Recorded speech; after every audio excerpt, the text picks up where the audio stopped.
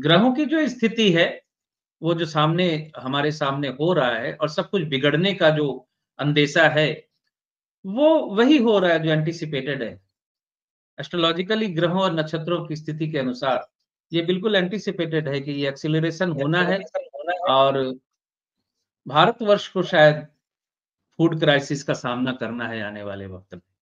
ज़ाहिर तौर पे है, मतलब बिल्कुल अब सामने दिख रहा है कि जैसे कि पाकिस्तान के साथ जब झड़प हुई, युद्ध नहीं कहूँगा वो झड़प झड़प हुई तो भारतवर्ष के साथ एक अफ़गानिस्तान को छोड़कर जिसको तालिबानी आतंकवादी तक बोलते थे कभी हम लोग, कोई नहीं खड़ा हुआ।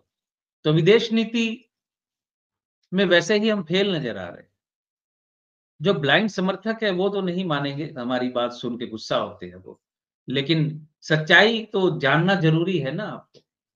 सच्चाई सबको जाननी चाहिए कि हम किस जगह खड़े हैं, कहाँ खड़े हैं।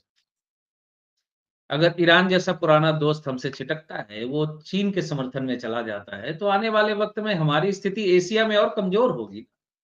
हाँ।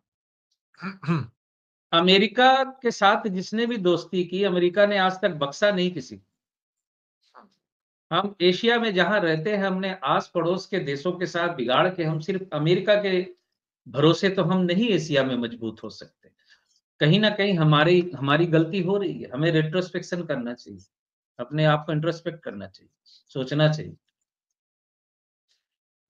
रेट्रोस्पेक्शन करना बहुत ज़रूरी हो गया है इस वक़्त, क्योंकि आने वाला समय अच्छा नहीं है। भारत किस स्थिति में खड़ा होगा अगले 3 साल बाद, अगले 4 साल बाद?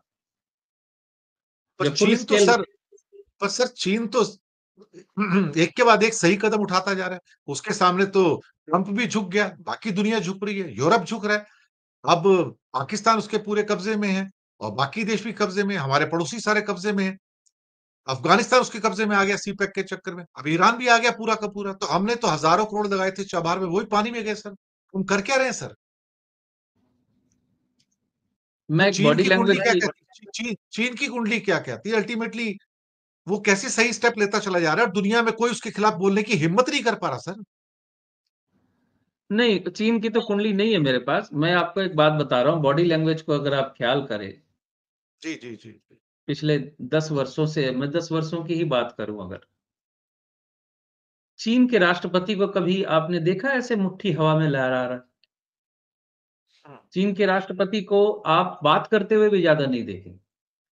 चीन के राष्ट्रपति की बॉडी लैंग्वेज भी आपको ज़्यादा नहीं दिखेगी। वो ज़्यादातर तस्वीरों में चीन के राष्ट्रपति ऐसे चुपचाप खड़े हैं, हुँ, चुपचाप सुन रहे हैं। जबकि हमारे साहब की एक तस्वीर है, उँगली दिखा रहे हैं जिनपिंग को ऐसे और उसके बाद यहाँ की जो ट्रोल आर्मी है कि देखो जिनपिंग को भी धमका दिया मोदी जी ने ऐसे करके। हमारे यहाँ तो ये पिक्चर की गेम चलती है। जी।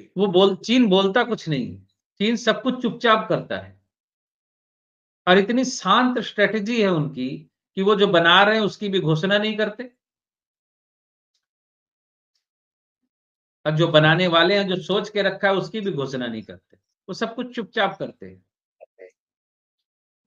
हमारे यहाँ तो सोशल मीडिया में पोस्ट आती है कि यहाँ हमारा ब्रह्मास्त्र बनेगा, ब्रह्मोस हमारा यहाँ बनेगा। सोशल मीडिया में पोस्ट आ जाती है, जबकि ये सीक्रेट बातें होती हैं। जी। ये बातें कोई बताता नहीं है कि हमारे हथियार कहाँ बन रहे हैं, हमारा ज़ख़ीरा कहाँ पड़ा हुआ है, हम कहाँ कारखाना लगाने वाले हैं। ये सब कोई बोलता नहीं है। लेकिन हमारे यहाँ तो वो जो फ़ौज है ना फ़ौज उसको रोज़ कुछ ना कुछ देना है डोज़। उनको एक ना एक इंजेक्शन रोज़ चाहिए, नहीं तो वो लोग शिथिल हो जाते हैं। तो यहाँ बन रही है, देख लीजिए। तो हम दिखावे में ज़्यादा जा रहे हैं। वो शांत तरीके से अपनी कूटनीतिक गेम को खेल रहा है। एडवांटेज में दिख रहा है इस वजह से। ज़ाहिर है ये को मैं तो नहीं बोल रहा, ना आप बोल रहे हैं। सामने दिख रहा है, वो तो ज़ाहिर है बिल्कुल, सारी दुनिया को दिख रहा है।